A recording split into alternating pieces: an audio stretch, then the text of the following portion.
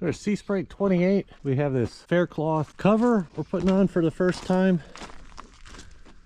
So we'll see how it goes. Here's the main pole piece for it. I think we have it right. Everything's numbered.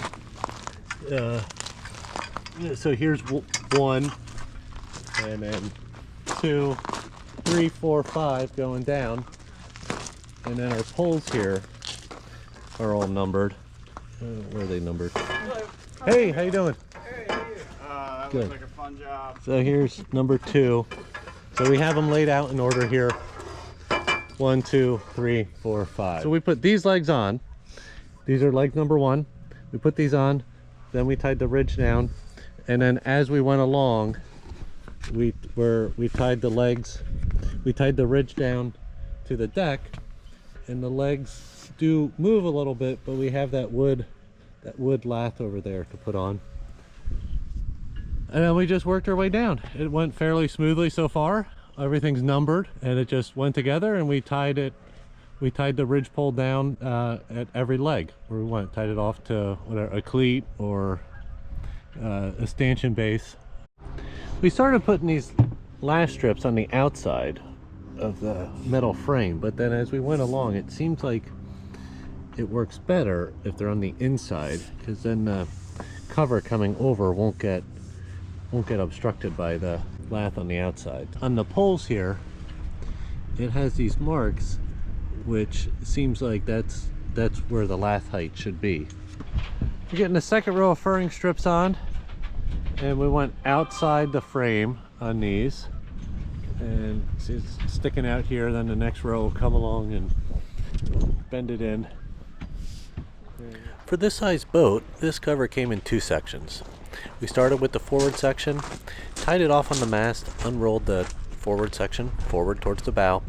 Then when we put the second section on, we're going to have to untie it from the mast here, and we tie the two together and wrap it around the mast. Carried up the second section. We tied it up at the mast just to hold it in place. Started unrolling it. Make sure you keep it centered on that ridge pole as you go back.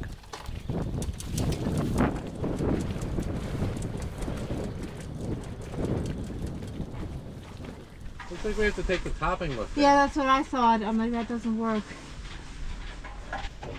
Something isn't right. Okay. Oh, I see. Well, we're off center here. yeah, we are, but okay. So with these zippers, you can zip from the inside as you're putting the cover on. So it's like building a fort as a kid. And we do have a door right here to get in and out. So here's how we're looking. We're not totally attached yet. You can see our wood lath on the inside here. 1 row about halfway up and all the way across. We taped it on with electrical tape. I hope this is okay. I recommended using like clear packing tape with the fibers in it, but I couldn't find that this morning. And then we tied the ends together with some line and just went all the way up. I'm going to be the halyard holder all winter long. Oh, what, are you just gonna stay there? Yeah. So it's all tied up. The bow and stern all kind of tie closed with the grommets and this long line that runs through it. And then we tie it across underneath back to itself. We have an access door over here. We in and out with a couple things. We have a swim ladder here, so we just kind of had to tie it around. I think we're probably just going to leave it like that, I guess. I don't know. Our boatyard guys, I just don't tie it off to any stanchions or any boat stands. Would you do anything different, Kaya? Actually, I don't think so. Yeah, I think that went pretty well. it did. It went smooth. Yeah. It took us All day.